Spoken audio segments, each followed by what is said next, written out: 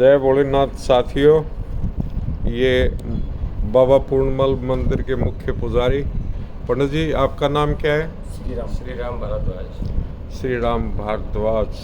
तो आप कहाँ से बिलोंग करते हैं पंडित जी? वैसे तो मैं छठीगरा विलेज, छठी ग्राम, ये वृंदावन के पास। मथुरा वृंदावन हाँ जी, कोसी के पास। हाँ जी, कोसी के पास। अच्छा अच्छा। तो आप कब से हैं यहाँ पे सेवा में? मैं हूँ 86 से। तो बाबा पूर्णमल के बारे में कुछ बताएंगे आप? हाँ जी, बाबा पूर्णमल के बारे में बताएंगे कि जो इनके पिता थे उनका नाम था राजा सलेभान और इनकी माताजी का नाम था इंशरा दे। और राजा सलेभान ने दूसरी शादी कर ली थी, जो थी वो नाम था नूना दे। दूसरी शादी इसलिए की थी कि पहले जो उनकी स्त्री थी उसको कोई संतान नहीं थी, तो इस कारण से दूसरी शादी कर ली। कुछ कृपा ऐसी हुई परमात्मा की, कुछ समय के बाद जो बड़ी रानी थी इंशरा दे, उसी के ये पैदा हुए बाबा पूर्णमल। ज्योतिषियों ने, विद्वानों ने इसकी कुंडली को देखा तो कुंडली के अंदर देखा कि 12 साल तक इसका पिता मुंह न देखे। अगर इसका पिता 12 साल से पहले मुंह देखेगा तो इसके लिए अच्छा नहीं होगा। इसलिए राजा ने अपने पुत्र के लिए एक ज़मीन में भौरा खुदवाया और उसमें 12 साल तक रखा। वहाँ पर बड़े बड़े विद्वानों की, संतों की, महात्माओं की व्यवस्था की गई, जो कि विद्या का अध्ययन किया, ब्रह्मचर्य का पालन कराया गया। जब 11 महीना, 1 साल 11 महीना हो गया तो उन्होंने कह दिया कि अब मुझे यहाँ से निकाल। तो उनको भौरों से निकाला गया। राजा का लड़का था, सुंदर था, ब्रह्मचर्य का पालन किया था, माथे पे चमक थी। तो उसके पिता के पास उसको ले गई, जिसका नाम पूर्ण था। पूर्ण नाम इसलिए रखा गया कि राजा की इच्छा पूर्ण हो गई तो उसका नाम पूर्ण रख दिया। राजा बड़ा खुश हुआ अपने अच्छे पुत्र को देख करके। तो राजा कहने लगे कि पुत्र, आप सबसे पहले अपनी मौसी के पास जाना, उनको नमन करना, उनका चरण लेना, ताकि मौसी ये ना सोचे कि उसका पुत्र था इसलिए पहले अपनी माँ के पास गया। तो सबसे पहले अपनी मौसी के पास जाना, उसके बाद अपनी माताजी के पास जाना। वो अपनी मौसी नूना दे के पास गए तो नूना दे पूर्णमल को देख करके, उसके रूप को देख करके आशिक हो गई। नूना दे ने पूर्णमल के सामने अपनी इच्छा रखी, उन्होंने अस्वीकार कर दिया कि आप मेरी माँ समान हो, मैं आपके पुत्र के समान हूँ, इसलिए मैं ऐसा कभी नहीं कर सकता। ऐसा करने से नूना दे ने एक षड्यंत्र बनाया, क्योंकि कहीं ऐसा न हो कि ये राजा को सारी बात मेरी बता दे। उसने ऐसा जाल बिछाया, त्रिया चरित्र दिखा दिया राजा को, तेरे पुत्र ने मेरे साथ में गलत व्यवहार किया है और उसकी मनसा मेरे प्रति बहुत गलत थी। राजा ने सोचा कि ये तो बहुत गलत किया उसने। राजा बुढ़े हो गए थे, वो दूध का दूध, पानी का पानी नहीं छान सके और सीधा आदेश दे दिया कि इसका कत्ल करवा दो।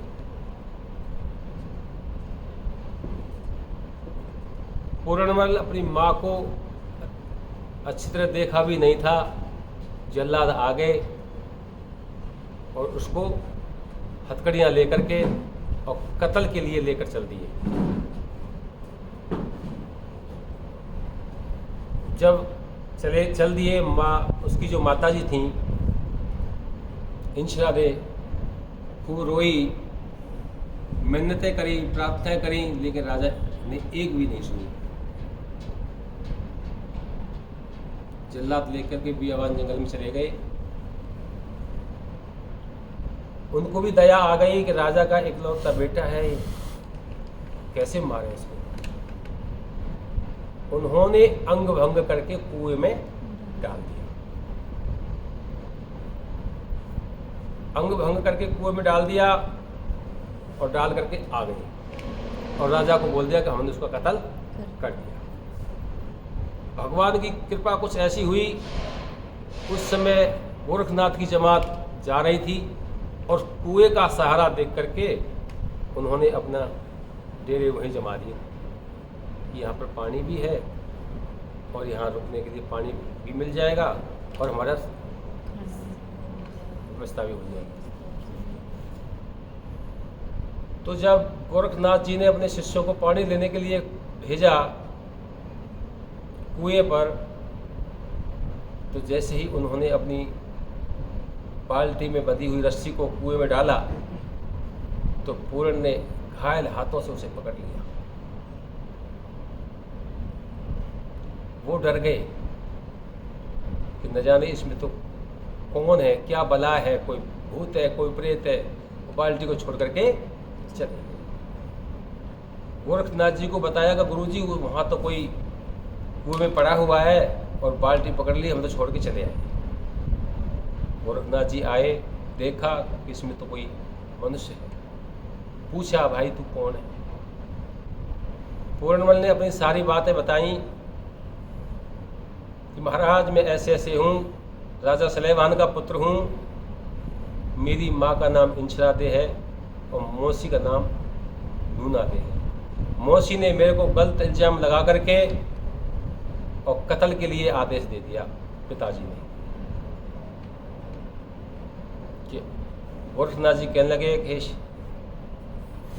पूर्ण हो आप, और अगर आप सच्चे हो तो मैं कच्चा धागा डालता हूँ सूत का, अगर आप सच्चे हो तो इस सूत के सहारे ही पीछे चले आओ।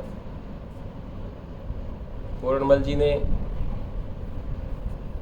उस कच्चे धागे के सहारे ही बाहर निकल आए। तो उन जल्लादों ने 4 जगह से अंग भंग किया था उनको, और कमंडल के जल से उसको ठीक कर दिया। जो भी जख्म हो रहे थे, 4 जगह से काटा था तो उसका नाम चौरंगीनाथ धर दिया गोरखनाथ जी ने, और उनके शिष्य बन गए। गोरखनाथ जी के सबसे लाडले थे पूर्णमल जी। गोरखनाथ के 1400 चेले थे और सभी राजा महाराजा थे। राजपाट त्याग करके ही उन्होंने जोग लिया था। पूर्णमल भी राजा के लड़के थे, तो सबसे प्रिय थे बाबा पूर्णमल।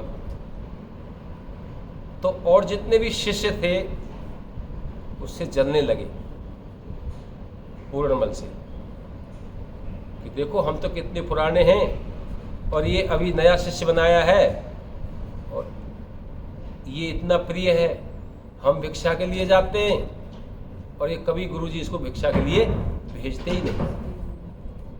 इसलिए जलने लगे और बाकी चेले जितने भी थे। तो क्या होता है, कुछ समय के बाद चीन में पहुंच जाती है जमात।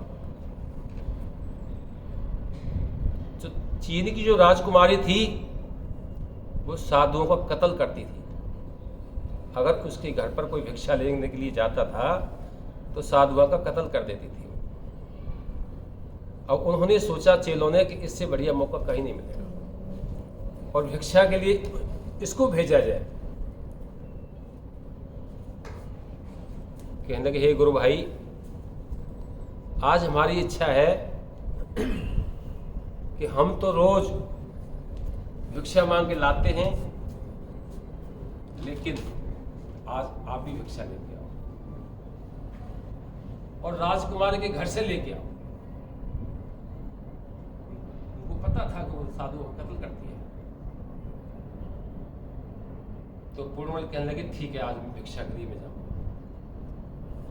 गुरु जी से आज्ञा ली, गुरुदेव आज भिक्षा की अनुमति दें। अरे पूर्ण तुझे क्या जरूरत है भिक्षा लाने की? अरे है तो सही है, लेके तो आते हैं। बोले नहीं गुरु जी, आप मुझे आज्ञा दे दो। बोलो अगर तू नहीं मानता है तो ठीक है, चला जा। अब पूर्णमल भिक्षा के लिए चल देते हैं, उस राजकुमारी के महल की तरफ चल देते हैं। पूछते पूछते पूछते पूछते सबने मना किया कि महाराज आप वहां मत जाओ, वो साधु का कत्ल कर देती है, मार देती है। लेकिन उन्होंने एक भी नहीं सुनी। उस राजकुमारी के गेट पर जाकर खड़े हो गए। जो पहरेदार थे उन्होंने पूर्णमल को पकड़ लिया और रानी को खबर दे दी कि जाओ बता दो साधु भिक्षा के लिए आए हैं। जैसे ही रानी को पता लगा, वो एक हाथ में भिक्षा और एक हाथ में तलवार लेके आई। तो उसका नियम था कि पहले भिक्षा देती थी और फिर सर काट देती थी। तो जैसे ही वो आई तो पूर्णमल गेट पर खड़े थे, उसको देखा। जब उस सुंदर साधु को देखा उसने, तो जैसे नजदीक आई उसको रूप को देख करके तलवार भी गिर गई और भिक्षा भी गिर गई और मूर्छा होकर गिर पड़ी। कुछ क्षण के बाद, मूर्छा खुलने के बाद जब वो खड़ी हुई तो पहरेदारों से कह दिया कि जाओ इसे छोड़ दो और इसको अंदर आओ। अंदर जाके साधु को, पूर्णमल को बैठा लिया और कहने लगे कि मैं तुम्हारे साथ शादी करना चाहता हूँ। मतलब मैं तो नहीं कर सकता। बोले क्यों नहीं कर सकता? बोला आप कहाँ से आए हो? बोले इस नगर के पास में हमारे साधु की जमात है, हमारे गुरु जी गोरखनाथ जी हैं, हम उनके साथ रहते हैं। बोला अच्छा। बोला हाँ। कितने साधु? कम से कम 1400 साधु। बोला ठीक है, उनके भोजन की व्यवस्था करवाई जाए। भोजन की व्यवस्था करवाई, सेना को बुला लिया, अनन्य प्रकार के व्यंजन बनवाए और थालों में सजवा दिए और गोरखनाथ के पास पूर्णमल के साथ चल दिए। आगे आगे पूर्णमल और राजकुमारी जो चीन की थी और सेना के हाथ में थाल व्यंजन के भरे हुए, जो अभी आरती में हमने गाया था, थाल भरे व्यंजन के खप्पर में ली गई है। अब वो चेलों ने देखा कि इस तो सेना को ले आया हमको मरवाने के लिए। अरे भेजा तो हमने था इसको मरवाने के लिए, लेकिन हमको ये मरवाने के लिए ले आया। वो भाग गए देख करके। गोरखनाथ जी वहीं बैठे रहे और गोरखनाथ जी के चरणों में जाके पड़ गए। एक इच्छा और है मेरी, उसको पूरी करो। गोरखनाथ जी कहने लगे दुष्टनी, तू तो साधु का कत्ल करती है, दूर हट। तो साधु को मारती है, ऐसे भोजन को हम स्वीकार नहीं करेंगे। बोले या तो स्वीकार कर ले और नहीं मेरी तलवार मेरी गर्दन पाएगी, तेरे चरणों में चलाएगा। बोलो टट, ऐसा काम नहीं, तेरा भोजन स्वीकार है। बोले महाराज मेरी एक प्रार्थना और है आपसे। बोले क्या? बोले पहले 3 वचन मांगे। बोले बोल क्या मांगना चाहती है? बोले महाराज 3 वचन भर। बोले भर ली, ये पूर्ण दे दी। अब वचनों में जब बांध लिया तो ना कर नहीं सकते और इस भोजन को स्वीकार। गोरखनाथ जी ने बुलाया, अरे आ जाओ, तुमने तो इसको मरवाने के लिए भेजा था, लेकिन अब तुम कम से कम भोजन तो कर लो। सारे निकल के आ गए, कोई किसी छिप गया, कोई कहीं छिप गया, कोई कहीं छिप गया, कोई कहीं छिप गया। सारे चेले आ गए, गोरखनाथ जी के आके बैठ गए, एक लाइन से बैठ गई। थालियां सबके सामने रख दी गई। लेकिन गोरखनाथ जी को फिर भी शक था, कहीं ऐसा न हो कि जहर मिला के ले आई हो इसने, साधे साधु सब मर जाए। तो कहा कि थाल बरे व्यंजन के खप्पर में लीने, संत जन भोग लगावे अमृत कर दीने। अगर गोरखनाथ जी ने अपना हाथ फेर दिया सारे भोजन पर, अगर वो जहर भी है तब भी अमृत बन गया। तो सभी साधुओं ने भोजन किया और पूर्णमल को साथ लेके चल दी, क्योंकि पूर्णमल गुरु की आज्ञा का उल्लंघन नहीं कर सकते थे। लेके चल दी, महल में पहुंच गई। महल में जाकर के दोनों बैठ गए।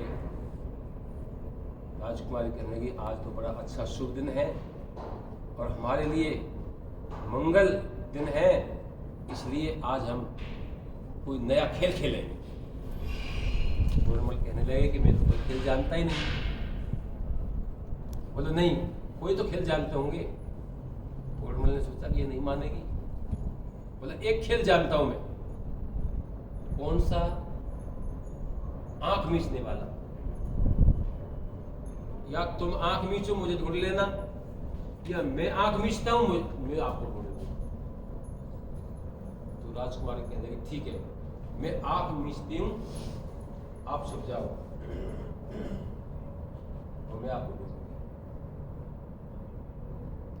जैसे ही राजकुमारी ने आंखें मीची, वहां से पूर्णमल अंतर ध्यान हो गई और अंतर ध्यान होने के बाद में सीधे गोरखनाथ जी के पास पहुंच गई। अब वो सारे कमरों में ढूंढती डोले, ऊपर भी नीचे भी, लेकिन वो बहुत दिखाई दे। तीसरी मंजिल पर चढ़ गई, देखा तो पूर्णमल है आगे जा रहे, ऊपर से कूद पड़ी,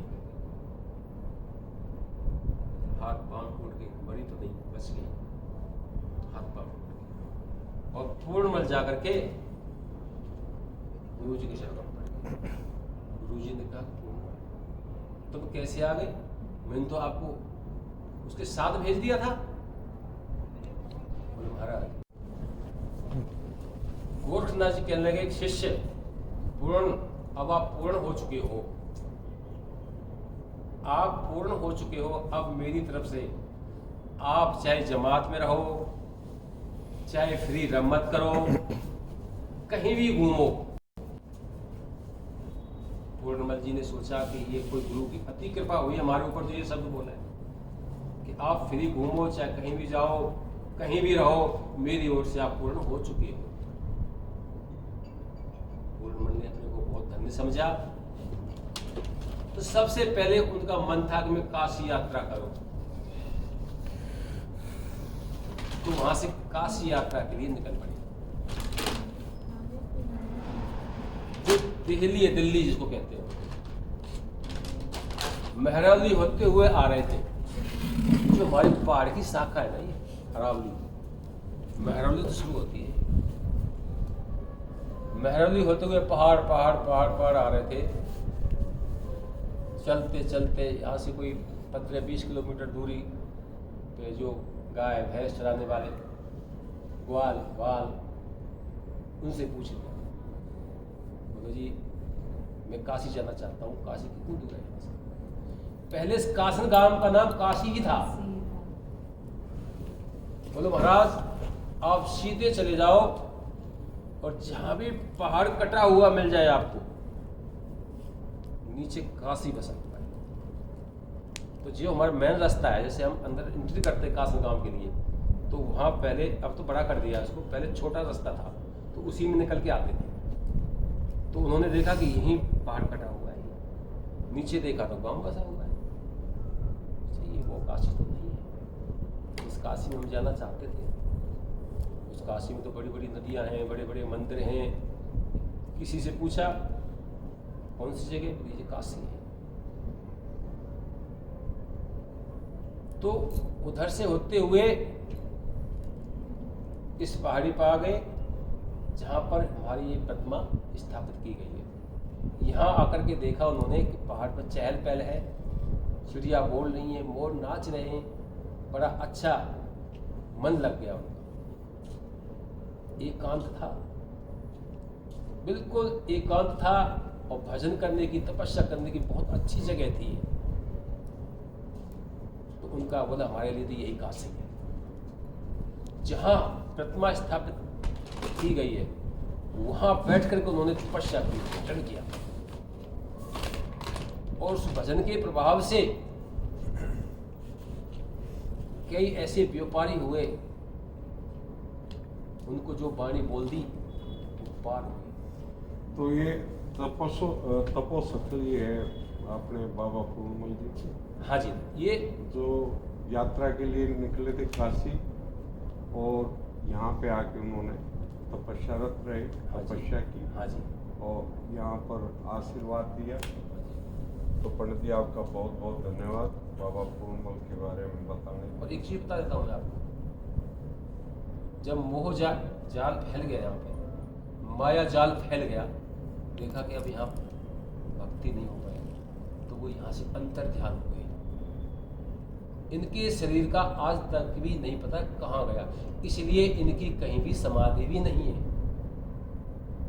सिर्फ ये जगह है उनकी भजन करने की, यहाँ लोग आते हैं, मत्था टेकते हैं, उनकी कामनाएं पूर्ण होती हैं। जो कासन गांव के अंदर इतना भव्य मंदिर जो बना है वो उनकी तपस्या का ही प्रभाव है। बोलो बाबा पूर्णमल की जय। जय। बाबा बिसा क्यों पड़ा नाम बाबा? बाबा बिसा इस क्षेत्र के रहने वाले एक सेवक थे। उन्होंने बाबा बिसा की बहुत सेवा की, पूर्णमल जी की, और इतनी सेवा की कि यहाँ की झाड़ू बुहारी पोछा वही करते थे बाबा बिसा नाम। उन्होंने, उनका रहना सहना भी यहीं था, यहीं रहते थे, यहीं बनाते थे, यहीं खाते थे, यहीं सेवा पानी करते थे। तो बाबा पूर्णमल अंतर ध्यान हो गए थे। तो पहले जौ की घाट बहुत ज्यादा बनती थी, उसी कोई खाते थे ज्यादातर लोग, जौ की घाट जो होती थी। तो जौ की घाट उन्होंने सुखा रखी थी। तो उस घाट पर आकर के झोटा लग गया, झोटा लग गया। आए, उन्होंने देखा कि ये घाट को खा रहा है, उन्होंने भगा दिया उसको। लेकिन राजपूत जाति से संबंध रखते थे, राजपूत थे बाबा बिसा। तो पहले राजपूत तलवार तो रखते ही थे, तो झोटा दोबारा आके लग गया। उन्होंने देखा, फिर आ गया, उसको फिर भगा दिया। तो मंदिर में आके फिर सेवा पानी करने लगे।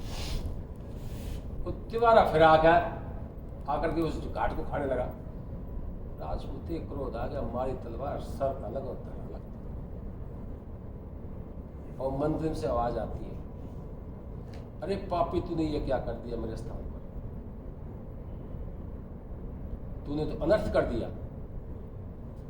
उन्होंने देखा ये आवाज कहां से आई, यहाँ तो कोई भी नहीं है, मंदिर में कोई नहीं है, बाहर कोई नहीं है, आवाज कहां से आई। उन्होंने अंदाजा लगा लिया कि आवाज उसकी जिसका ये मंदिर, जिसका ये स्थान, उसकी आवाज। तो उनको तो बैराग फूट चुका। वो तो क्या हुआ उसके बाद कि जो झोटा जो था उसको वरदान दे दिया बाबा पूर्णमल ने कि मेरे स्थान पर तेरी ये हालत हुई है तो तेरे शरीर की पूजा होगी। तो आज भी बाबा जो झोटा का जो धड़ था वो यहाँ पर है, हमारा जो है नीचे धड़ वहाँ पर, और जो सिर है उसका, उसको राजस्थान में नालपुर गांव में, नालपुर गांव में खितड़ी रोड पर, वो सिर को यहाँ से वो उठा के ले गई। सिर की पूजा नालपुर में होती है और बाबा बिसा भी वहीं पहुंच गए नालपुर गांव में। और बाबा बिसा ने नालपुर गांव में जाकर के ऐसी तपस्या की, वहां पर भी ऐसी पहाड़ी है, इतनी घोर तपस्या की कि बताते कि पूर्णमल अपने गोरखनाथ गुरु को लेकर के उसके पास पहुंच गए। कि देख मैं तो तेरा लाडला था ही, लेकिन देख मेरा भी शिष्य कितनी घोर तपस्या कर रहा है। दोनों ने जाके देखा कि बाकी में घोर तपस्या कर रहा है, लीन है, लिप्त है तपस्या के अंदर। तो बाबा पूर्णमल ने वरदान दे दिया बाबा बिरसा को कि मैं आज से तुझे वरदान देता हूं कि मेरे से पहले तेरा नाम पूजा में आएगा। तो प्राकृतिक कोई उनका वरदान था। तो सबसे पहले हमारे आसपास के जितने भी गांव हैं, क्षेत्र हैं, सबसे पहले अकस्मात बाबा बिरसा की जय निकलती है जी। पूर्णमल की तो बाद में निकले, सबसे पहले बाबा बिरसा की जय निकले। तो ये बाबा बिरसा। आपका बहुत बहुत धन्यवाद पंडित जी, और समय काफी तीसरा वरदान जो मांगे थे वो तो बता दिए। एक तो